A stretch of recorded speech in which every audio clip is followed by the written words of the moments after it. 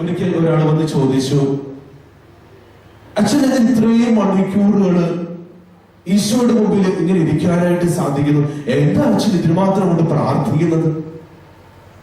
ഉടനെ ജോൺ മരി വിയാനി പറഞ്ഞൊരു കാര്യമുണ്ട്. എന്നെ അറിയുന്ന എന്റെ ദൈവത്തിന്റെ മുമ്പില് ഞാൻ എന്നെ തന്നെ വിട്ടുകൊടുക്കുന്നു. എന്റെ കർത്താവിനെ ഞാൻ നോക്കുന്നു, അവൻ എന്നെ നോക്കുന്നു. അതാണ് എന്റെ പ്രാർത്ഥന എന്ന് പറയുന്നത്.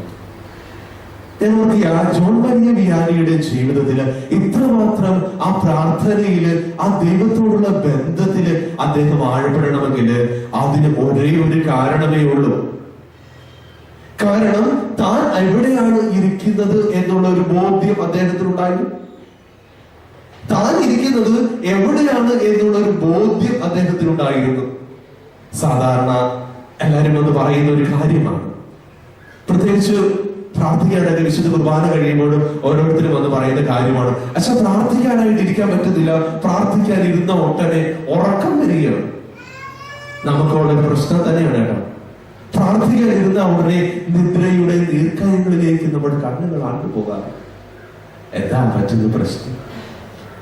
ജോൺ മരി വിയാനി പറയുകയാണ്, ഞാൻ എവിടെ ഇരിക്കുന്നു എന്ന സാന്നിധ്യബോധ്യം എനിക്കുണ്ട്, അതുകൊണ്ട് ഞാൻ ഉറങ്ങത്തില്ല, അതുകൊണ്ട് എനിക്ക് ക്ഷീണം വരത്തില്ല, അതുകൊണ്ട് എനിക്ക് മടുപ്പ് വരത്തില്ല എന്ന്. ഞാൻ ഈ ചേച്ചിയോട് പറഞ്ഞ ഒരു കാര്യമുണ്ട്, പ്രാർത്ഥിക്കാനായിട്ട് വരുമ്പോൾ എനിക്ക് ഉറക്കം വരുന്നു എന്ന് പറയുന്നവരോട് ഞാൻ പറയുന്ന ഒരു കാര്യമുണ്ട്. ചേച്ചി ഒരു കാര്യം ഒന്ന് സങ്കല്പിച്ച്, ചേച്ചി ചോറ് വല്ല കറി വെച്ചുകൊണ്ടിരിക്കുകയാണ്. ഈ കറി വെച്ചുകൊണ്ടിരിക്കുന്ന സമയത്ത് കറി തിളയ്ക്കാറായപ്പോഴും അറിയുന്നത്, അയ്യോ വെളിച്ചെണ്ണ ഇല്ല എന്ന് അറിഞ്ഞപ്പോൾ ചേച്ചി എന്ത് ചെയ്യും? എന്ത് ചെയ്യും? അടുത്ത വീട്ടിലേക്ക് വെളിച്ചാടി അങ്ങോട്ട് ഓടിപ്പോകും. വെളിച്ചാടി ഓടിപ്പോയിട്ട് അടുത്ത ചേച്ചിനെ വിളിക്കും, എടി പെട്ടെന്ന് ചേച്ചി എന്താന്നേ, എന്താ എന്റെ കറി അടുപ്പായിരിക്കുന്നത്, ചേച്ചി എന്നതാന്നേ? ഉടനെ ചേച്ചി എന്താ ഇവിടെ നിൽക്കുന്നത്, എപ്പോ എടുത്തോണ്ട് വരാം എന്ന് പറഞ്ഞ് ചേച്ചി അങ്ങ് അകത്തോട്ട് പോകും. ചേച്ചി അകത്തോട്ട് എണ്ണ എടുക്കാനായിട്ട് പോകുന്ന സമയത്ത് ഇവിടെ ഈ എണ്ണ വാങ്ങിക്കാൻ വേണ്ടി വന്ന ആ ചേച്ചി അവിടെ ഇരുന്ന് കൂളായിട്ട് കിടന്ന് ഉറങ്ങുമോ? ഉറങ്ങത്തില്ല, ഒരിക്കലും ഉറങ്ങത്തില്ല. കാര്യം എന്താ? താൻ എവിടെയാണ് നിൽക്കുന്നത്? താൻ അയലോകത്ത് ചേച്ചിയുടെ വീട്ടിലാണ് നിൽക്കുന്നത്. ചേച്ചി അടുത്തുണ്ട്, ചേച്ചി എനിക്ക് ആവശ്യമായി എണ്ണ എടുക്കാനായിട്ട് പോയിരിക്കുക. ഈ ബോധ്യം ഈ പുള്ളിക്കാരത്തിക്കുണ്ട്. അതുകൊണ്ട് ഈ പുള്ളിക്കാരത്തി ഉറങ്ങത്തില്ല, അവിടെ തന്നെ നിന്ന് അതിഷ്ഠതയോട് കൂടി ആ എണ്ണ വരുന്നത് കണ്ണിൽ എണ്ണ വെച്ച് കാത്തിരിക്കും. പ്രിയപ്പെട്ടവരെ, നമ്മൾ ഓർത്തോണം, നമ്മൾ പ്രാർത്ഥിക്കുവാനായിട്ട് നമ്മൾ ദൈവത്തിന്റെ സന്നിധിയുടെ അടുക്കൽ വരുമ്പോൾ, അല്ലെങ്കിൽ വീട്ടിലിരുന്ന് പ്രാർത്ഥിക്കുമ്പോൾ നമുക്ക് ഉറക്കം വരുന്നു, ക്ഷീണം വരുന്നു, തളർച്ച വരുന്നു എന്നെങ്കിൽ അതിന്റെ കാര്യം എന്താ? താൻ എവിടെ നിൽക്കുന്നു എന്ന ബോധ്യം നമുക്കില്ല. നമ്മൾ എന്തിന് പ്രാർത്ഥിക്കാൻ നിൽക്കുന്നു എന്ന ബോധ്യം നമുക്കില്ല. ഇതില്ലാത്തപ്പോഴാണ് ആരുടെയോ മുമ്പില് എന്തിനോ വേണ്ടി ഏതോ ഒരു പ്രതിമയുടെ മുമ്പിൽ അല്ലെങ്കിൽ വീടിന്റെ കെട്ടിടത്തിന് എവിടെയോ ഒരു ഭാഗത്ത് നിൽക്കുന്നു എന്ന് തോന്നൽ വരുമ്പോൾ ഈ ഉറക്കവും ക്ഷീണവും ഒക്കെ വരിക. ഞാൻ എവിടെ നിൽക്കുന്നു എന്ന സാന്നിധ്യ ബോധ്യം നമുക്കുണ്ടെങ്കിൽ നമ്മൾ ഉറങ്ങത്തില്ല, നമ്മുടെ പ്രാർത്ഥനയ്ക്ക് ജീവൻ ഉള്ളതായിത്തീരും. രണ്ടാമത്തെ ഒരു ചിന്ത, പ്രിയമുള്ളവരെ, നോക്കുകാലത്ത് നമ്മൾ ദാനധർമ്മം ചെയ്യുന്ന ഒരു കാലഘട്ടം. ഇതിനെക്കുറിച്ച് ഞാൻ അധികം പറയുന്നില്ല, കാരണം നമ്മുടെ സമയത്തിന് പരിമിതി. എന്താണ് ഈ ദാനധർമ്മം എന്ന് പറയുന്നത്? സാധാരണ നമുക്കൊക്കെയുള്ള ഇതിനെക്കുറിച്ച് ഒരു തെറ്റിദ്ധാരണയുണ്ട്. ദാനധർമ്മം എന്ന് പറഞ്ഞാല് എന്റെ വീട്ടില് മിച്ചം വരുന്ന സാധന തുക അല്ലെങ്കിൽ ആഹാരം മറ്റുള്ളവർക്ക് കൊടുക്കുന്നതാണ് ദാനധർമ്മം. കാരണം നമ്മള് ഒത്തിരിയേറെ സാധനങ്ങളെ വെച്ചുകൊണ്ട് വലിയ സദ്യയൊക്കെ ഉണ്ടാക്കും, കല്യാണത്തിനാണെങ്കിലും എന്ത് പരിപാടിക്കാണെങ്കിലും ഉണ്ടാക്കി കഴിഞ്ഞ് നമ്മൾ വിചാരിച്ചതിന് ആൾക്കാർ വരുന്നില്ല. വരാതിരിക്കുമ്പോൾ നമ്മൾ ചെയ്യുന്നൊരു പതിവുണ്ട്, നമ്മള് നമ്പര് കുത്തി ഏതെങ്കിലും ഒരു അനാഥ മന്ദിരത്തിലേക്ക് വിളിക്കും. സാധനം വേസ്റ്റാണേ, ഒഴിച്ചു ഓടും, വേണമെങ്കിൽ എടുത്തോണ്ട് പൊക്കും. ഇതാണ് നമ്മുടെ ഈ ദാനധർമ്മം. എനിക്ക് മിച്ചം വരുന്ന സാധനം, എനിക്ക് വേണ്ടാത്ത സാധനം, എന്നെ ഒട്ടും തോൽപ്പിക്കാത്ത സാധനം അതിനൊക്കെ എടുത്തു കൊടുക്കുക, അതാണ് ദാനധർമ്മം. നമ്മളെ സംബന്ധിച്ചിടത്തോളം അത് തെറ്റാണ്, അതല്ല ദാനധർമ്മം. ദാനധർമ്മം എന്ന് പറയുന്നത് എന്റെ ജീവിതത്തിന്റെ ഭാഗമായിട്ടുള്ളത്, അല്ലെങ്കിൽ എനിക്ക് അത്യന്താപേക്ഷിതമായിട്ടുള്ളത്, എന്റെ ഉപജീവനത്തിന് ആവശ്യമായിട്ടുള്ള ഒരു സാധനം അല്ലെങ്കിൽ വസ്തുക്കള് ഞാൻ എന്റെ പ്രിയപ്പെട്ടവർക്ക് കൊടുക്കുന്നതാണ് ദാനധർമ്മം. അത് കൊടുക്കുമ്പോൾ കൂടി വേദനയാണ് ഉണ്ടാവുക. വാങ്ങേണ്ടതല്ലേ? എന്റെ ഉള്ളിൽ ഇച്ചിരി വേദനയും വിഷമമൊക്കെ ഉണ്ടാകും. ആ വേദനയും വിഷമവും നീറലും ഒന്നും ഉണ്ടാകാതെ ഞാൻ കൊടുക്കുന്ന സാധനം എന്തല്ല, അത് ദാനധർമ്മം അല്ല. എനിക്ക് കൊടുക്കുമ്പോൾ വേദനിക്കുന്നുണ്ട് എങ്കിൽ, ആ കൊടുക്കുമ്പോൾ എന്റെ ഉള്ളൊന്ന് പെട്ടയുന്നുണ്ട് എങ്കിൽ, ആ കൊടുക്കലിനാണ് ദൈവസന്നിധിയിൽ വില ഉണ്ടായതായി തീരുക. മൂന്നാമത്തതാണ് ഉപവാസം എന്ന് പറയുന്നത്.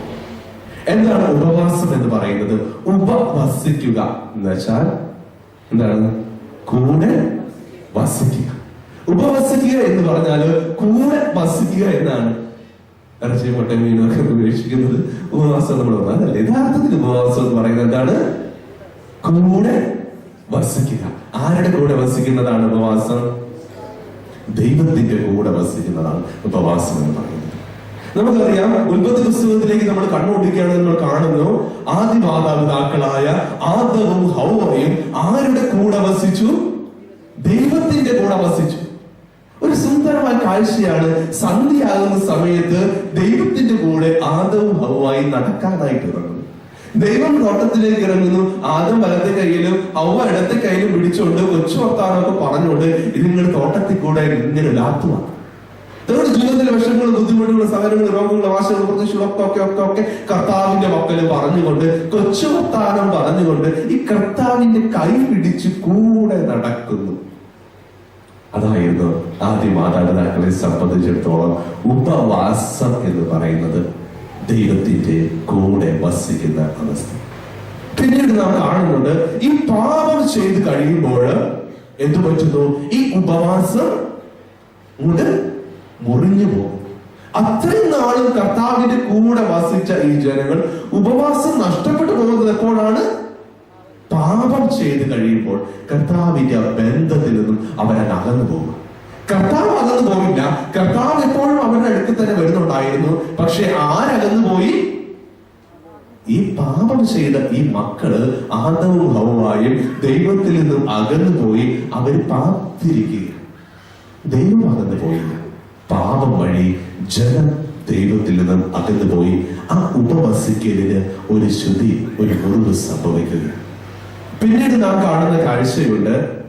വിശുദ്ധ ഗ്രന്ഥത്തിലെ പഴയ നിയമ കാലഘട്ടത്തിലേക്ക് വരുമ്പോൾ പ്രവാചകന്മാരും ന്യായാധിപന്മാരും ഒക്കെ ഈ നഷ്ടപ്പെട്ടു പോയ ഉപവാസത്തെ പുനഃപ്രതിഷ്ഠിക്കാനായിട്ട് പരിശ്രമിക്കുക. നഷ്ടപ്പെട്ടു പോയ ഉപവാസം, ദൈവത്തിന്റെ സാന്നിധ്യബോധ്യം നഷ്ടപ്പെട്ടു പോയി. അതിനെ പുനഃപ്രതിഷ്ഠിക്കുവാനായിട്ട് ഈ പ്രവാചകന്മാരും ഈ ന്യായാധിപന്മാരും ഒക്കെ അത്യധ്വാനം ചെയ്യുന്നതായിട്ട്, പരിശ്രമിക്കുന്നതായിട്ട് നാം പ്രവാചക ഗ്രന്ഥങ്ങളിലും ന്യായാധിപന്മാരുടെ പുസ്തകങ്ങളിലും ഒക്കെ നാം കാണുന്നുണ്ട്. പിന്നീട് നാം കാണുന്നു, കാളുകൾ ഇങ്ങനെ മുന്നോട്ട് പോയി അവസാനം ഈശോ തന്നെ മനുഷ്യനായിട്ട് ഭൂമിയിലേക്ക് വരികയാണ്. ഈശോ തന്നെ മനുഷ്യനായിട്ട് ജനങ്ങളുടെ കൂടെ വസിക്കുവാനായിട്ട് ഭൂമിയിലേക്ക് ഇറങ്ങി വരികയാണ്. കന്യക ഗർഭം ധരിച്ച് ഒരു പുത്രനെ പ്രസവിക്കും. അവൻ എന്തെന്നറിയപ്പെടും?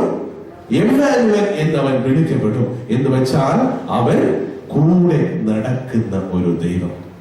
പഴയ നിയമത്തിൽ നാം കണ്ടായിരുന്നു, ആദ്യ മാതാപിതാക്കളുടെ കൂടെ നടന്ന ദൈവം. അതിനുശേഷം പാപം വഴി ഈ ബന്ധത്തിന് ഒരു ചുതി സംഭവിച്ചു. പ്രാർത്ഥനയിലൂടെ മറ്റുമൊക്കെ ഈ ബന്ധം പുനഃസ്ഥാപിക്കുവാനായിട്ട് അവർ പരിശ്രമിക്കുന്നു. അങ്ങനെ ദൈവം വീണ്ടും ഇസ്രായേൽ ജനതയുടെ ജീവിതത്തിന്റെ ചരിത്രത്തിലേക്ക് ഇടപെടുന്നു.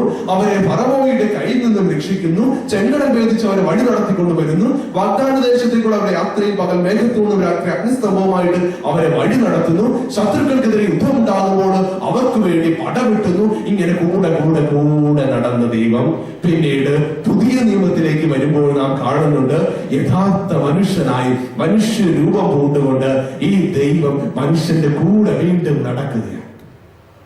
അന്ധർക്ക് കാഴ്ചയും ബധിരർക്ക് കേൾവിയും മൂകർക്ക് സംസാരവും മരിച്ചവർക്ക് ജീവനും ഒക്കെ പ്രദാനം ചെയ്തുകൊണ്ട് ഈ ദൈവം വീണ്ടും ആ ജനത്തിന്റെ കൂടെ നടക്കുന്നു. അങ്ങനെ കൂടെ നടന്നപ്പോൾ അവർ പിന്നെ ഉപവസിക്കേണ്ട കാര്യമില്ല. അതാണ് ഈശോയുടെ ശിഷ്യന്മാര് ഉപവസിക്കുന്നില്ല എന്ന് പറഞ്ഞ് വെനസ്ഡേയിൽ വന്ന് പറയുമ്പോൾ ഈശോ അവരോട് പറയുന്ന ഒരു കാര്യം, മണവാളൻ കൂടെയുള്ളപ്പോൾ മണവറത്തോഴർക്ക് ഉപവസിക്കേണ്ട കാര്യമില്ല. എന്ന് ആ മണവാളൻ അവരിൽ നിന്നും എടുക്കപ്പെടുന്നുവോ അന്ന് തുടങ്ങി അവര് ഉപവസിക്കണം.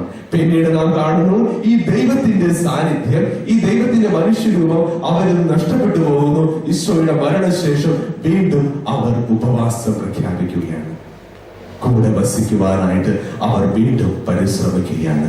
പ്രാർത്ഥനയിലൂടെയും ദാനധർമ്മങ്ങളിലൂടെയും മറ്റു പ്രായശ്ചിത്ത പ്രവൃത്തികളിലൂടെയും ഒക്കെ വീണ്ടും ഈ ദൈവത്തിന്റെ കൂടെ വസിക്കുവാനായിട്ട് ജനം പരിശ്രമിക്കുക. സഭ ഇന്നും അത് തുടർന്ന് കൊണ്ടുപോയിക്കൊണ്ടിരിക്കുന്നു. സഭ ഇന്നും അത് തുടർന്ന് കൊണ്ടുപോകുന്നു. അതായത് ദൈവത്തിന്റെ കൂടെ വസിക്കുവാനുള്ള പരിശ്രമം. പ്രിയപ്പെട്ടവരെ, ഈ നോമ്പുകാലത്തിലൂടെ നാം കടന്നു പോകുമ്പോൾ നമ്മൾ ധ്യാന വിഷയമാക്കേണ്ട ഇതാണ്: എന്റെ ദൈവത്തിന്റെ കൂടെ ഞാൻ നടക്കണം. എന്റെ ദൈവത്തിന്റെ കൂടെ ഞാൻ നടക്കണം. എന്റെ ദൈവത്തിൽ നിന്നും എന്ന് ഞാൻ അകന്നു പോകുന്നുവോ അന്ന് എന്റെ ജീവിതത്തിന്റെ ഉപവാസം നഷ്ടപ്പെട്ടു പോയി, കൂടെ വസിക്കൽ ഇല്ലാതായി. അതുകൊണ്ട് എന്റെ ജീവിതത്തിന് ഞാൻ എന്റെ ദൈവത്തിന്റെ കൂടെ വസിക്കണം. എന്റെ ദൈവത്തിന്റെ കൂടെ വസിക്കുന്നതിന് തടസ്സമായിട്ട് നിൽക്കുന്ന എല്ലാ പാപങ്ങളും, എല്ലാ പാപത്തിന്റെ വഴികളും, എല്ലാ തഴക്ക ദോഷങ്ങളും ഞാൻ ഉപേക്ഷിക്കണം. കാരണം അവൻ എന്റെ കൂടെ വസിക്കണമെങ്കിൽ ഞാൻ വിശുദ്ധനാകണം, ഞാൻ പരിശുദ്ധനാകണം. കാരണം പരിശുദ്ധമായ ദൈവത്തിന് പരിശുദ്ധമായ ശരീരത്തിൽ മാത്രമേ, പരിശുദ്ധമായ ആലയത്തിൽ മാത്രമേ വസിക്കാനായിട്ട് പറ്റുന്നുള്ളൂ. അതുകൊണ്ട് ഞാൻ വിശുദ്ധനാകണം, എന്റെ കുടുംബം വിശുദ്ധമാകണം, എന്നെ ജീവിക്കുന്ന ചുറ്റുപാടുകൾ വിശുദ്ധരാകണം, എന്റെ കൂടെ വസിക്കുന്നവരും വിശുദ്ധരാകണം. എങ്കിൽ മാത്രമേ വിശുദ്ധനായ ദൈവത്തിന്, പരിശുദ്ധനായ ദൈവത്തിന് എന്നിൽ വസിക്കാനായിട്ട് പറ്റത്തുള്ളൂ. Hallelujah, hallelujah, hallelujah. യേശുവേ നന്ദി, യേശുവേ നന്ദി, യേശുവേ സ്തുതി, യേശുവേ സ്തുതി. Hallelujah, hallelujah, hallelujah. പ്രിയമുള്ളവരെ, നമ്മൾ ആത്മശോധന ചെയ്യണം. എന്റെ കൂടെ വസിക്കുന്ന എന്റെ ദൈവത്തിൽ നിന്നും ഞാൻ അകന്നു പോയ നിമിഷങ്ങൾ, എന്റെ കൂടെ വസിക്കുവാനായിട്ട് സ്വർഗത്തോടുള്ള ഔന്നിത്യം വേണ്ടെന്ന് വെച്ച് ഈ ഭൂമിയിലേക്ക് ഇറങ്ങി വന്ന് മണ്ണായി എന്റെ കൂടെ നടന്ന എന്റെ ദൈവത്തിൽ നിന്നും ഞാൻ അകന്നുപോയ നിമിഷങ്ങള് നമ്മൾ ആത്മശോധന ചെയ്യാം. ഏതൊക്കെയാണ് ആ വഴികൾ? ഞാൻ എന്റെ ദൈവത്തിൽ നിന്നും അകന്നുപോയ നിമിഷങ്ങളോർത്ത് പ്രിയമുള്ളവരെ നമുക്ക് പശ്ചാത്തപിക്കാം. ഈ നോമ്പ് കാലഘട്ടത്തിൽ, ഈ നോമ്പിലൂടെ നാം കടന്നു പോകുമ്പോൾ ഈ നഷ്ടപ്പെട്ട ബന്ധം വീണ്ടെടുക്കുവാനായിട്ട് നമ്മൾ പരിശ്രമിക്കണം. ഇങ്ങനെ നഷ്ടപ്പെട്ടു പോയ ബന്ധം വീണ്ടെടുക്കുവാനായിട്ട് നമ്മെ സഹായിക്കാൻ വേണ്ടി തന്നെ നമ്മുടെ ഈശോ സ്ഥാപിച്ച ഒരു കൂദാശയാണ് നമ്മുടെ പുറകില് പരികർമ്മം ചെയ്യുന്ന പരിശുദ്ധമായ കുംഭസാരം എന്ന് പറയുന്ന കൂദാശ.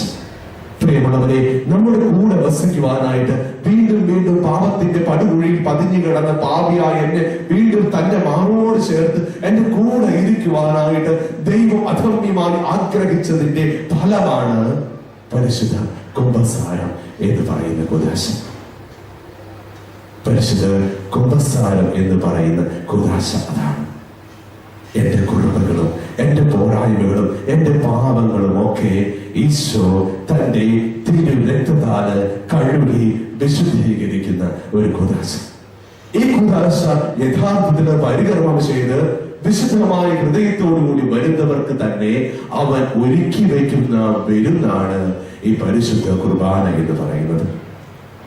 ബഹുമാനപ്പെട്ട അച്ഛൻ നമ്മളെ ഇപ്പോൾ കൊന്ത നമസ്കാരത്തിലൂടെ കടത്തിക്കൊണ്ട് പോയപ്പോൾ മൂന്നാമത്തെ ജപം ചെല്ലുന്നതിന് മുമ്പ് അച്ഛൻ നിയോഗം വെച്ച് പ്രാർത്ഥിച്ചതും അത് തന്നെയായിരുന്നു. പരിശുദ്ധമായ കുംഭസാരം യോഗ്യതയോടുകൂടി സ്വീകരിച്ചിട്ട് ഈ പരിശുദ്ധ കുർബാന ഏറ്റവും പരിശുദ്ധിയോടുകൂടി യോഗ്യതയോടുകൂടി സ്വീകരിക്കുവാനുള്ള കൃപയ്ക്ക് വേണ്ടി നമ്മൾ പ്രാർത്ഥിക്കുകയുണ്ടായി. അതുകൊണ്ട് പ്രിയമുള്ളവരെ, ഈ പരിശുദ്ധ കുർബാന യോഗ്യതയോടുകൂടി സ്വീകരിക്കണമെങ്കിൽ, അതായത് എന്നോടൊത്ത് വസിക്കുവാനായിട്ട് കൂടെ ഇരിക്കുന്ന, എന്നിലേക്ക് ഇറങ്ങി വരുന്ന എന്റെ ദൈവത്തെ ഞാൻ പൂർണ്ണതയിൽ സ്വീകരിക്കണമെങ്കിൽ ആദ്യം നാം ചെയ്യേണ്ട കാര്യമാണ് ഈ പരിശുദ്ധ കുംഭസാരം സ്വീകരിച്ച് അവനുമായിട്ട് ഈ നഷ്ടപ്പെട്ടു പോയ ബന്ധം പുനഃസ്ഥാപിക്കുക. നഷ്ടപ്പെട്ടു പോയ ബന്ധം പുനഃസ്ഥാപിക്കുവാനായിട്ട് അവൻ രൂപപ്പെടുത്തിയ ഒന്നാണ് പരിശുദ്ധ കുംഭസാരം. ഇതിന്റെ അറങ്ങളിലേക്ക് കടന്നു പോകുവാനായിട്ട് നമ്മളൊരു വചനഭാഗം എടുക്കുകയാണ്. വിശുദ്ധ യോഹന്നാന്റെ സുവിശേഷം 13-ാമത്തെ അധ്യായം. ഈശോ ഈ ലോകം വിട്ട് പിതാവിന്റെ സന്നിധിയിലേക്ക് പോകുവാനുള്ള സമയമായി. അതിന് തൊട്ടു മുമ്പ് പെസഹ തിരുനാളിന് മുമ്പ് ഈശോ അറിഞ്ഞു. ലോകത്തിൽ തനിക്ക് സ്വന്തമായിട്ടുള്ളവരെയൊക്കെ അവൻ സ്നേഹിച്ചു. അവൻ അവസാനം വരെ സ്നേഹിച്ചു. അന്ത്യത്താഴ സമയത്ത് പിശാച് ശിമിയോൻ പുത്രനായ യൂദാസ്കറിയായുടെ മനസ്സിൽ യേശുവിനെ ഒറ്റുകൊടുക്കുവാനായിട്ട് തോന്നിച്ചു.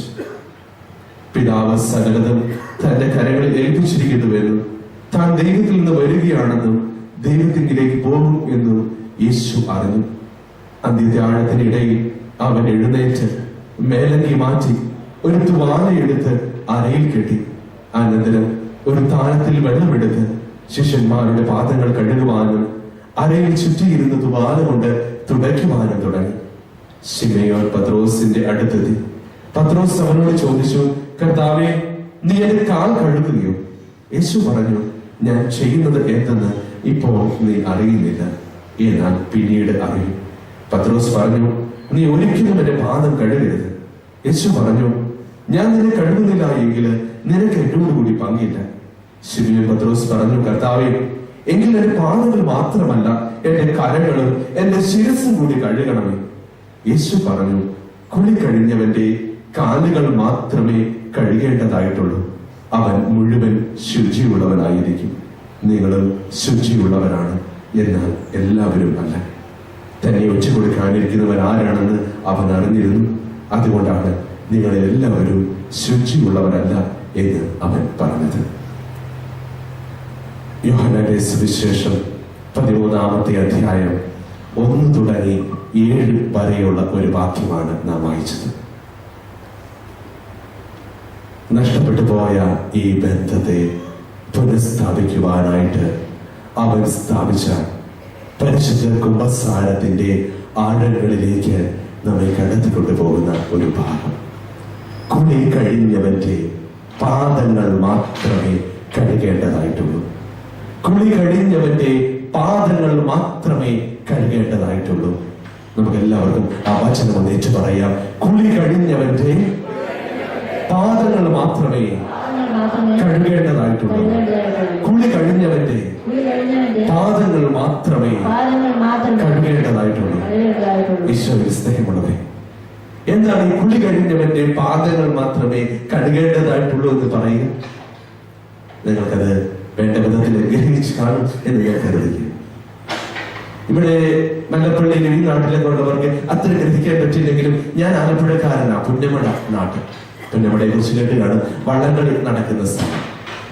ഈ പുന്നമടയിൽ ഒരു പ്രത്യേകതയുണ്ട്. എന്റെ ബന്ധിപ്പിച്ചിട്ട് എപ്പോഴും ചെയ്യുന്ന ഒരു കാര്യമാണ്, ഞങ്ങളുടെ വീടിന് തൊട്ട് മുമ്പിൽ ഒരു ചെറിയ തോടുണ്ട്. പക്ഷെ ചീക്കത്തോടെന്ന് അറിയപ്പെടുന്നത്. കുളിക്കാൻ പോകത്തില്ല. അതുകൊണ്ട് ബന്ധിപ്പിച്ച് എന്ത് ചെയ്യും? തോർത്തും ഈ സോപ്പൊക്കെ എടുത്തുകൊണ്ട് എല്ലാ ദിവസവും രാവിലെ പുന്നമട ആറ്റിലെ കുളിക്കുവാനായിട്ട് വീട്ടിൽ നിന്ന് നടന്നു പോകും. വീട്ടിൽ നിന്ന് നടന്നു പോയി കഴിഞ്ഞ് ഏകദേശം ആ പുന്നമട ആറ്റിൽ ചെന്ന് വലിപ്പിച്ച് കുളിക്കും. കുളിയൊക്കെ കഴിഞ്ഞിട്ട് അപ്പച്ചൻ തിരിച്ച് നടന്നു വരും. കണ്ടത്തിക്കൂടെയൊക്കെയാ നടന്നു വരിക. കണ്ടത്തിക്കൂടെയൊക്കെ നടന്നു വരുമ്പോൾ വീടിന് വരാന്തി എത്തിക്കഴിയുമ്പോൾ അമ്മച്ചോട് പറയും, അടി പൊളിച്ച് നല്ലോടത്തോട് വന്നു. അവിടെ അമ്മച്ചി അകത്ത് പോയി മൊന്തക്കകത്ത് കിട്ടിക്കകത്ത് ഒരു പിടി വെള്ളം എടുത്തോണ്ട് വരും. ഈ വെള്ളം കൊണ്ടുവന്നിട്ട് അപ്പച്ചൻ എന്ത് ചെയ്യുന്നില്ല, അപ്പച്ചൻ ഈ കാലിലോട്ട് ഇതങ്ങോട്ട് ഒഴിക്കും. അങ്ങനെ കാല് നല്ലപോലെ അത് കഴുകും. കഴുകിയതിനു ശേഷം മാത്രമേ ആ വീടിനകത്തോട്ട് അപ്പച്ചൻ കയറാറുള്ളൂ. അങ്ങനെ വീടിനകത്തോട്ട് കയറി കഴിഞ്ഞാൽ ഉടനെ തന്നെ അമ്മച്ചി എന്ത് ചെയ്യും? അപ്പച്ചനെ അവിടെ എടുത്തിട്ട് നല്ല ചൂട് ചോറ്, നല്ല മീൻചാറൊക്കെ കൊട്ടി ചോറ് കൊടുക്കും. ആ കാല് കഴുകിയില്ലെങ്കിൽ അമ്മച്ചി വീടിനകത്തോട്ട് കിട്ടത്തൊന്നുമില്ല. അപ്പോൾ കഴുകിട്ട് ആ മനുഷ്യ എന്ന് പറയും. കേട്ടതില്ല. കാരണം കാല് കഴുകി അഴുക്കി കളഞ്ഞതിന് ശേഷം മാത്രമേ അമ്മച്ചിന്റെ വീട്ടിലോട്ട് കയറ്റത്. അല്ല, നമ്മുടെ വീട്ടിലാണെങ്കിൽ നമ്മളൊക്കെ കുഞ്ഞുങ്ങളെയൊക്കെ വളർത്തിയിട്ടുള്ളവരാ. നമുക്കറിയാം, ഈ കൊച്ചു കുഞ്ഞുണ്ടല്ലോ വീട്ടിൽ കിടന്ന് ഇങ്ങനെ ഇങ്ങോട്ടും ഓടിക്കിടന്ന് കളിക്കുന്ന സമയത്ത് ഇത് ഓടുന്ന ഇടയ്ക്ക് വീഴും. അല്ലെങ്കിൽ ദേഹത്ത് മുഴുവൻ ചുറ്റിയും മുള്ളി ദേഹം മുഴുവൻ കഴുക്കായിട്ടൊക്കെ ഇരിക്കുമ്പോൾ കുറച്ച് കഴിയുമ്പോൾ വിശത്ത് കഴിയുമ്പോൾ ഈ കൊച്ചു വീട് കിടന്ന് കരയുമ്പോൾ അമ്മ അടുക്കളയിൽ ഓടി വരുമ്പോഴേ ഈ ചെക്കൻ മുഴുവൻ ഈ മൂത്രത്തിൽ കുളിച്ച് ഇങ്ങനെ കിടന്ന് കളിക്കുക. ഉടനെ ഇവ വിശന്ന് കരയുന്നു എന്ന് പറഞ്ഞ് അമ്മ ഓടി വന്ന് കെട്ടിപ്പിടിച്ച് അവന് പാലൊന്നും കൊടുക്കത്തില്ല. അമ്മ ആദ്യം ചെയ്യുന്ന ഒരു കാര്യമുണ്ട്. അമ്മ ആദ്യം ഓടി വന്നിട്ട് ഇവനെ എടുത്തിട്ട് ഒന്ന് വെള്ളത്തിൽ കൊണ്ടുപോയി നോക്കി കുളിപ്പിച്ച് ദേഹമൊക്കെ തോർത്തി കഴിഞ്ഞതിന് ശേഷം മാത്രമേ അമ്മ തന്നെ മാറോട് ചേർത്ത് അവനെ പാല് കൊടുക്കത്തുള്ളൂ. അവന് എത്ര വിശന്നു എന്ന് പറഞ്ഞാലും അഴുക്ക് പിടിച്ച് ദേഹത്തോടു കൂടി അമ്മ അവന് ആഹാരം കൊടുക്കത്തില്ല. അമ്മ അവന്റെ ദേഹം കഴുകിയതിനു ശേഷം മാത്രമേ ആഹാരം കൊടുക്കത്തുള്ളൂ.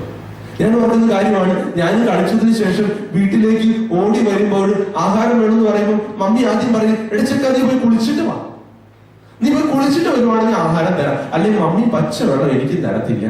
കാരണം അഴുക്ക് പിടിച്ച ദേഹത്തോടു കൂടി ആർക്കും ആഹാരം തരത്തില്ല. പ്രിയമുള്ളവരെ, അഴുക്ക് പിടിച്ച ശരീരത്തോടു കൂടി, അഴുക്ക് പിടിച്ച മനസ്സോടുകൂടി ആര് വന്നാലും ഈ പരിശുദ്ധ കുർബാന യോഗ്യതയോടുകൂടി സ്വീകരിക്കാനായിട്ട് നമുക്ക് പറ്റത്തില്ല. അതിന് നാം ആദ്യം ചെയ്യേണ്ട കാര്യമാണ് നമ്മുടെ ശരീരത്തെയും നമ്മുടെ മനസ്സിനെയും നമ്മുടെ ആത്മാവിനെയും നമ്മൾ കഴുകി വിശുദ്ധീകരിക്കുക എന്ന് പറയുന്നത്. ഈ കഴുകി വിശുദ്ധീകരിച്ചതിന് ശേഷം ഈ പരിശുദ്ധമായ കുമ്പസാരം, ഈശോയുടെ ഹൃദയമാവുന്ന കുമ്പസാരം, അവന്റെ രക്തമൊഴിച്ച് കഴുകി വെടിപ്പായതിനു ശേഷം മാത്രമേ ഈ പരിശുദ്ധ ബലിപീഠത്തിലേക്ക് വരുമ്പോൾ അവന്റെ അപ്പം, അവൻ നൽകുന്ന കുർബാന യോഗ്യതയോടുകൂടി നമുക്ക് സ്വീകരിക്കുവാനായിട്ട് പറ്റത്തുള്ളൂ. അല്ലെങ്കിൽ നമ്മൾ സ്വീകരിക്കുന്ന കുർബാന യോഗ്യതയില്ല. നമ്മുടെ കുർബാനയിൽ സ്വീകരിക്കേണ്ട, നമുക്ക് ലഭിക്കേണ്ട ആത്മീയ ഫലങ്ങള് നമുക്ക് നഷ്ടമായി പോകും. കാരണം ഈശോ വിശുദ്ധീകരിക്കുവാനായിട്ട് സ്ഥാപിച്ച കൂദാശയാണ് കുമ്പസാരം എന്ന് പറയുന്നത്. നമ്മളെ വിശുദ്ധീകരിക്കുവാനായിട്ട് ഈശോ സ്ഥാപിച്ച കൂദാശയാണ് പരിശുദ്ധ കുമ്പസാരം എന്ന് പറയുന്നത്. അതുകൊണ്ട് കുമ്പസാരത്തിലൂടെ ഒരുങ്ങി യോഗ്യതയോടുകൂടി മാത്രമേ പ്രിയമുള്ളവരെ ഈ കർത്താവിന്റെ ബലിപീഠത്തിൽ നിന്നും അപ്പം ഭക്ഷിക്കാവൂ. പൗലോസ്ലീഹ കൊരിന്ത്യക്കാർക്ക് 1-ാം ലേഖനം 11-ാം അധ്യായം 27-ാം വാക്യത്തിൽ പറയുന്ന ഒരു വാക്യമാണ്, ആരെങ്കിലും അയോഗ്യതയോടുകൂടി ഈ അപ്പത്തിൽ നിന്ന് ഭക്ഷിക്കുകയും ഈ പാനപാത്രത്തിൽ നിന്ന് കുടിക്കുകയും ചെയ്താൽ അവന്റെ തന്നെ ശിക്ഷാവിധിയാണ് അവൻ ഭക്ഷിക്കുകയും പാനം ചെയ്യുകയും ചെയ്യുന്നത്. ആരെങ്കിലും അയോഗ്യതയോടുകൂടി ഈ അപ്പത്തിൽ നിന്ന് ഭക്ഷിക്കുകയും ഈ പാനപാത്രത്തിൽ നിന്ന് കുടിക്കുകയും ചെയ്താൽ അവന്റെ തന്നെ ശിക്ഷാവിധിയാണ് അവൻ ഭക്ഷിക്കുകയും പാനം ചെയ്യുകയും ചെയ്യുന്നത്. അതുകൊണ്ട് യോഗ്യതയോടുകൂടി ഈശോയുടെ സന്നിധിയിലേക്ക് വന്ന് യോഗ്യതയോടുകൂടി ഈ പരിശുദ്ധ കുർബാന സ്വീകരിക്കുവാനായിട്ട് നമുക്ക് സാധിക്കണം. എങ്കിൽ മാത്രമേ നമുക്ക് ആത്മീയ ഫലങ്ങൾ ലഭിക്കത്തുള്ളൂ. പരിശുദ്ധ കുർബാനയിലെ യോഗ്യതകള് നമുക്ക് ലഭിക്കത്തുള്ളൂ. യേശുവേ നന്ദി, യേശുവേ സ്തുതി, യേശുവേ ആരാധന, യേശുവേ നന്ദി, യേശുവേ സ്തുതി, യേശുവേ ആരാധന, യേശുവേ നന്ദി, യേശുവേ സ്തുതി, യേശുവേ ആരാധന. പ്രിയമുള്ളവരെ, പരിശുദ്ധ പിതാവ് ഈ വർഷത്തെ കരുണയുടെ വർഷമായിട്ട് പ്രഖ്യാപിച്ചിരിക്കുകയാണ്. ഈ വർഷത്തെ പരിശുദ്ധ പിതാവ് കരുണയുടെ വർഷമായിട്ട് പ്രഖ്യാപിച്ചിരിക്കുകയാണ്. ദൈവത്തിന്റെ കാരുണ്യത്തിന്റെ മുഖം നമ്മൾ ഏറ്റവും കൂടുതൽ കാണുന്നത് ഈ പരിശുദ്ധ കുർബാനയിലും പരിശുദ്ധ കുമ്പസാരം എന്ന് പറയുന്ന കുദാശയിലുമാണ്. ഈശോയുടെ കാരുണ്യത്തിന്റെ മുഖം നമ്മൾ ഏറ്റവും കൂടുതൽ കാണുക ഈ രണ്ട് കുദാശകളിലാണ്, ഈ പരിശുദ്ധ കുമ്പസാരത്തിലും ഈ പരിശുദ്ധ കുർബാനയിലും. കാരണം അവൻ സ്വയം മുറിഞ്ഞിട്ട് എന്നെ വിശുദ്ധീകരിച്ച, എന്നെ സുഖപ്പെടുത്തിയ കൂദാശകളാണ് ഇവ രണ്ടും. അവൻ സ്വയം മുറിഞ്ഞിട്ട് എന്നെ സുഖപ്പെടുത്തിയ കൂദാശകളാണ് ഈ പരിശുദ്ധ കുമ്പസാരവും ഈ പരിശുദ്ധ കുർബാനയും. യെശയ്യാ പ്രവാചകന്റെ പുസ്തകം 53-ാമത്തെ അധ്യായത്തില് നാം വായിക്കുന്നുണ്ട് സഹനദാസനെ കുറിച്ച്. പ്രവാചകൻ ഇപ്രകാരം പറയുകയാണ് സഹനദാസനെ കുറിച്ച്, തൈച്ചെടി പോലെ വരണ്ട ഭൂമിയിൽ നിൽക്കുന്ന മുള പോലെ അവൻ അവിടുത്തെ മുമ്പിൽ വളർന്നു. ശ്രദ്ധാർഹമായ രൂപഭംഗിയോ ഗാംഭീര്യമോ ആകർഷകമായ സൗന്ദര്യമോ അവൻ ഉണ്ടായിരുന്നില്ല. അവൻ മനുഷ്യരാല് നിന്ദിക്കപ്പെടുകയും ഉപേക്ഷിക്കപ്പെടുകയും ചെയ്തു. നമ്മുടെ വേദനകളാണ് യഥാർത്ഥത്തിൽ അവൻ വഹിച്ചത്. നമ്മുടെ ദുഃഖങ്ങളാണ് യഥാർത്ഥത്തിൽ അവൻ ചുമന്നത്. നമ്മുടെ അതിക്രമങ്ങൾക്ക് വേണ്ടി അവിടുന്ന് മുറിവേൽപ്പിക്കപ്പെട്ടു. നമ്മുടെ അകൃത്യങ്ങൾക്ക് വേണ്ടി അവിടുന്ന് ക്ഷതമേൽപ്പിക്കപ്പെട്ടു.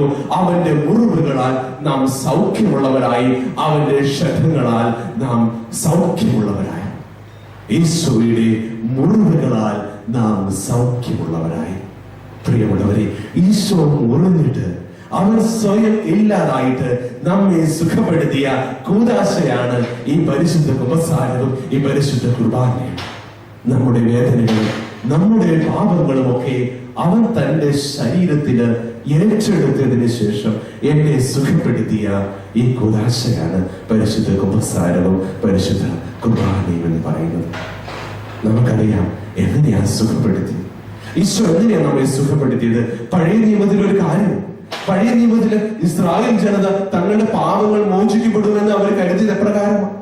പാപം ചെയ്തു കഴിയുമ്പോൾ ജനങ്ങൾ ഓടി വരും, ദേവാലയത്തിലേക്ക് ഓടി വരും. അവർ വരുമ്പോൾ ഏതെങ്കിലും ഒരു ആട്ടുകുട്ടീനെ കൊണ്ടുവന്നതിന് ശേഷം അവരെന്ത് ചെയ്യും? ഈ ആട്ടുകുട്ടീനെ പിടിച്ചിട്ട് അതിന്റെ കഴുത്താണ്. ഇതിന്റെ കഴുത്തറന്നതിന് ശേഷം അതിന്റെ രക്തമെടുത്ത് ഈ ദേഹത്തിലേക്കും അവരുടെ ജനങ്ങളുടെ ദേഹത്തിലേക്കും ഈ അൾത്താരയിലേക്ക് തളിക്കും. അങ്ങനെ തളിച്ചു കഴിയുമ്പോൾ തങ്ങൾക്ക് പാപമോചനം കിട്ടുമെന്ന് അവർ വിശ്വസിച്ചു. അല്ലെങ്കിൽ അവർ ചെയ്യുന്ന ഒരു കാര്യമുണ്ട്. അവർ ചെയ്യുന്ന കാര്യമാണ് തങ്ങളുടെ പാപങ്ങൾ മുഴുവൻ ഈ കുഞ്ഞാടിന്റെ മേലെ കൊണ്ട് ആരോപിക്കും. ആരോപിച്ചതിന് ശേഷം അവർ ഈ കുഞ്ഞാടിനെ മരുഭൂമിയിലേക്ക് വിടും. മരുഭൂമിയിലെ വിജനതയിലെ ഏകാന്തതയില് വിശപ്പും ദാഹവും ഒക്കെ സഹിച്ച് വന്യമൃഗങ്ങളുടെ ആക്രമണത്തിലൊക്കെ കീഴ്വഴങ്ങി ഈ കുഞ്ഞാട് ഇഞ്ചിഞ്ചിഞ്ചിഞ്ചായിട്ടങ്ങ് മരിക്കും. അങ്ങനെ തങ്ങൾക്ക് പാപമോചനം കിട്ടുമെന്ന് അവർ വിശ്വസിച്ചു. അതായത് തങ്ങൾ ചെയ്ത കുറ്റങ്ങളും പാപങ്ങളും ഒക്കെ ഈ കുഞ്ഞാടിന്റെ മേൽ ആരോപിച്ചതിന് ശേഷം ഈ കുഞ്ഞാടിനെ കഴുത്തറന്ന് കൊന്ന് അതിന്റെ രക്തം ഈ ജനങ്ങളുടെ മേലും ഈ അൾത്താര മേലൊക്കെ തളിച്ചു കഴിയുമ്പോൾ തങ്ങൾക്ക് പൂർണ്ണമായിട്ടുള്ള പാപമോചനം കിട്ടും എന്ന് ഇവർ വിശ്വസിച്ചു. ഈശോയ്ക്ക് പക്ഷേ ഈ രീതിയിലുള്ള പാപമോചനം അംഗീകരിക്കാനായിട്ട് പറ്റിയില്ല. ഈശോ ചിന്തിച്ചൊരു കാര്യമാണ്, എന്റെ ദൈവം, ഈ ജനങ്ങൾ ചെയ്ത കാര്യത്തിന്, ഈ ജനങ്ങൾ കുറ്റം ചെയ്തതിന് ഈ പാവപ്പെട്ട ഈ കുഞ്ഞാട് എന്ത് ചെയ്യാനോ? ഈ കുഞ്ഞാട് എന്ത് ചെയ്യാനോ? ഇത് വല്ലതും അറിഞ്ഞോ? ഈ കുഞ്ഞാട് ഈ മനുഷ്യരുടെ പാപത്തിന് ഈ കുഞ്ഞാടിന്റെ രക്തം തളിച്ചെന്ന് പറയാൻ എങ്ങനെയാ പാപമോചനം കിട്ടും? കാരണം ഞാനൊരു ചെറിയൊരു ഉദാഹരണം പറയും. ഞാൻ എന്റെ കുട്ടികളോടൊക്കെ എപ്പോഴും പറഞ്ഞു കൊടുക്കുന്ന ഒരു കാര്യമാണ്. അതായത് എന്നെ ഏതെങ്കിലും ഒരു കുറ്റം ചെയ്ത് ഇവിടുത്തെ കറുകച്ചാലിനെയോ മല്ലപ്പള്ളിയിലെയോ പോലീസ് പിടിച്ചുകൊണ്ട് പോയി എന്ന് സങ്കല്പിക്കുക. സങ്കല്പിച്ച മാത്രം മതിയല്ല, വേറെ ഒന്നും ചിന്തിക്കല്ലേ.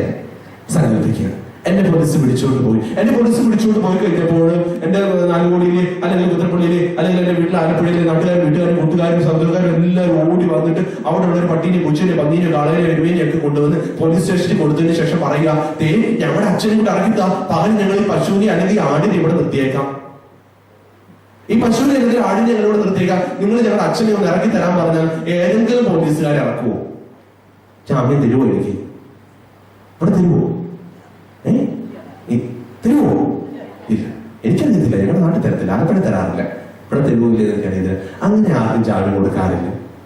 കാരണം ഞാൻ ഒരു കുറ്റം ചെയ്തുവെങ്കിൽ എനിക്ക് ജാമ്യം കിട്ടണമെങ്കിൽ എന്റെ വീട്ടിലുള്ള എന്റെ നാട്ടിലുള്ള ഒരു പശുവിനെയോ ഒരു ആടിനെയോ കൊണ്ടുപോയി സ്റ്റേഷനിൽ നിർത്തിയാൽ ആ പോലീസുകാരോ ആ കോടതിയോ എനിക്ക് ജാമ്യം തരത്തില്ല. എനിക്ക് ജാമ്യം കിട്ടണമെങ്കിൽ പകരം എന്റെ കൂട്ടുകാരോ അല്ലെങ്കിൽ വലിയ കേസുകളൊന്നും ഇല്ലാതെ നല്ല മര്യാദക്കാരായിട്ട് ജീവിക്കുന്ന ഏതെങ്കിലും ഒരു ചെക്കൻ വന്ന് പകരം എനിക്കൊരു ജാമ്യക്കാരായിട്ട് നിന്ന് അവിടെ ഒപ്പിട്ട് കൊടുത്താൽ മതി. അല്ലെങ്കിൽ എന്റെ പശുവിനെ കൂടെ നിർത്തിയിട്ട് ഒരു പ്രയോജനവും ഇല്ല. പകരം ഒരു മനുഷ്യൻ തന്നെ വേണം. ആരായിട്ട്? ഒരു ജാമ്യക്കാരനായിട്ട്. ഒരു ജാമ്യക്കാരനായിട്ട് എന്റെ കുറ്റവും ഏറ്റെടുക്കുവാനായിട്ട് എനിക്ക് പകരം നിൽക്കുവാനായിട്ട് ഒരു മനുഷ്യൻ ഉണ്ടെങ്കിൽ എനിക്ക് പാപമോചനം കിട്ടത്തുള്ളൂ. അല്ലാതെ മൃഗങ്ങളെ കൊണ്ട് കൊടുത്താൽ ഒരു കോടതിയും, ലോകത്തിൽ ഒരു കോടതിയിലും നമുക്ക് ജാമ്യം തരത്തില്ല. ഈശോയ്ക്ക് ഈ ലോജിക്ക് അറിയാനും ഈശോയ്ക്ക് ഇങ്ങനെ സാമാന്യ ബുദ്ധി ഉണ്ടായത്. അതുകൊണ്ടാണ് ഈശോ എന്ത് ചെയ്തത്?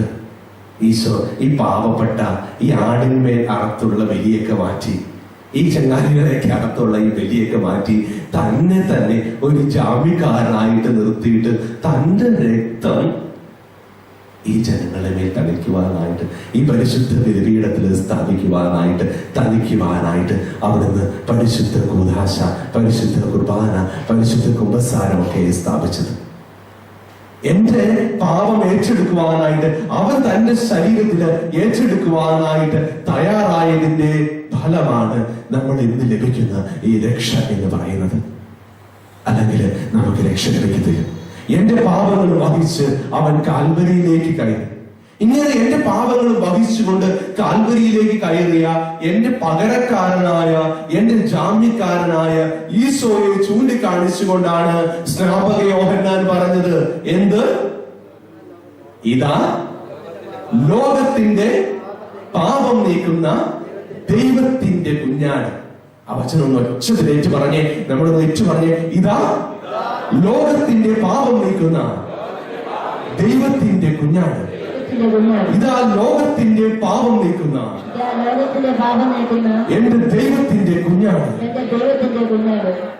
എന്റെ പാപവും വഹിച്ചുകൊണ്ട് കൽവരിയിലേക്ക് കയറിയ എന്റെ ജാമ്യക്കാരനായ കുഞ്ഞാട്, മനുഷ്യനായ കുഞ്ഞാടാണ് എന്റെ ഈശോ മിശിഹ. അവൻ മൃഗമല്ല, അവൻ മനുഷ്യനാണ്. അവൻ മനുഷ്യനാണ്. ആ മനുഷ്യനായ ഈശോയാണ് എനിക്ക് പകരക്കാരനായിട്ട് കാൽവരിയിലേക്ക് കയറിയത്.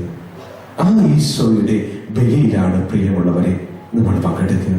ആ ഈശോ കാൽവരിയിൽ നമുക്ക് നേടിത്തന്ന രക്ഷയാണ് പ്രിയമുള്ളവരെ നമ്മൾ പരിശുദ്ധ കൂദാശകളിലൂടെ, കുംഭസാരത്തിലൂടെ, പരിശുദ്ധ കുർബാനയിലൂടെ ഒക്കെ നമുക്ക് ലഭിക്കുക. എന്റെ പാപം തോളിൽ വഹിച്ച, എന്റെ പാപം ശരീരത്തിൽ ഏറ്റെടുത്ത എന്റെ ഈശോ, എന്റെ ഈശോയുടെ ഈ ബലിയുടെ യോഗ്യതകളാണ്, കാൽവരിയിൽ അന്ന് അവൻ അർപ്പിച്ച ഈ ബലിയുടെ യോഗ്യതയാണ് ഓരോ ദിവസത്തെ ബലിയിലൂടെയും കൂദാശകളിലൂടെയും എനിക്ക് ലഭിക്കുക. അതുകൊണ്ട് ഈ കുർബാന അല്ലെങ്കിൽ ഈ കൂദാശ, ഈ പരിശുദ്ധ കുംഭസാരയുടെ കൂദാശ യോഗ്യതയോടുകൂടി നമ്മൾ സ്വീകരിക്കണം. അത് സ്വീകരിക്കുന്നതിന് നമ്മൾ ഉപേക്ഷക്കുറവ് വിചാരിക്കരുത്. അവിടെ ഇരിക്കുന്ന വൈദികനല്ല, അവിടെ ഇരിക്കുന്നത് ഈശോയാണ്. അവിടെ ഇരിക്കുന്നത് ഈശോയാണ്. ഈശോയുടെ സ്ഥാനത്താണ് പുരോഹിതനിരിക്കുന്നത്. ലോകത്തിലെ ഒരു വൈദികൻ പോലും പാപം ചെയ്തുകൊണ്ട് അവന്റെ അടുക്കിലേക്ക് വരുന്ന ഒരു പാപിയോട് പറയത്തില്ല, നിന്റെ പാപത്തോടു കൂടി നീ നശിച്ചു പോകും, നീ ഒരിക്കലും ഗുണം പിടിക്കത്തില്ലടാ, എഴുന്നേറ്റ് പോ എന്ന് ചരിത്രത്തിൽ ഇതുവരെയും ഒരു കുമ്പസാരക്കാരന്, ഒരു പുരോഹിതനും പറഞ്ഞിട്ടില്ല. കാരണം മറ്റൊന്നുമല്ല, ഈശോ ഇതുവരെയായിട്ടും ആരോട് അങ്ങനെ പറഞ്ഞിട്ടില്ല. ഈശോ പറയാത്ത സ്ഥിതിക്ക് ഈശോയുടെ പകരക്കാരനായി അവിടെ ഇരിക്കുന്ന പുരോഹിതന് അത് പറയത്തില്ല. അതുകൊണ്ട് ഈ കുമ്പസാരയുടെ കൂദാശ നമ്മൾ സ്വീകരിക്കുന്നത് ഏറെ സ്നേഹത്തോടു കൂടിയായിരിക്കും. തന്നിൽ നിന്നും അകന്നുപോയ, പാപം ചെയ്ത് അവരിൽ നിന്നും അകന്നു പോയതിന്റെ വേദനയോടുകൂടിയും ദുഃഖത്തോടുകൂടിയും മനസ്താപത്തോടുകൂടി വേണം ഈ കാലഘട്ടത്തിൽ നാം ഈ പരിശുദ്ധമായ ഈ കൂദാശ കുമ്പസാരം സ്വീകരിക്കുവാനായിട്ട്. അല്ലെങ്കിൽ ഭയമായിരിക്കരുത് പ്രിയമുള്ളവരെ നമ്മളെ ഈ കുദാശയിലേക്ക് അടുപ്പിക്കേണ്ടത്. ഭയമായിരിക്കരുത് ഈ കുദാശയിലേക്ക് അടുപ്പിക്കേണ്ടത്, മറിച്ച് സ്നേഹമായിരിക്കണം. സ്നേഹമായിരിക്കണം നമ്മളെ ഈ കുദാശയിലേക്ക് അടുപ്പിക്കേണ്ടത്.